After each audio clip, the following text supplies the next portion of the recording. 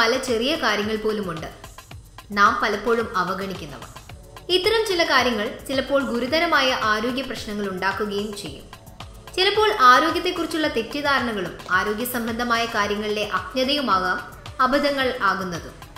ആരോഗ്യ സംബന്ധമായ ചെറിയ കാര്യങ്ങൾക്ക് പോലും വേണ്ടത്ര ശ്രദ്ധ നൽകിയേ മതിയാകും. മൊബൈൽ ഫോൺ ഉപയോഗിക്കുമ്പോൾ ഏത് ചെവിയിൽ വെച്ച് ഉപയോഗിക്കണം, എന്തുകൊണ്ട് എന്ന കാര്യങ്ങളാണ് ഈ വീഡിയോയിൽ ഉള്ളത്. ഫോൺ ഉപയോഗിക്കുമ്പോൾ എപ്പോഴും ഇടത് ചെവിയിൽ ചേർത്ത് പിടിച്ച് ഉപയോഗിക്കുക എന്നാണ് ഒരു കൂട്ടം മെഡിക്കൽ ടീം പറയുന്നത്.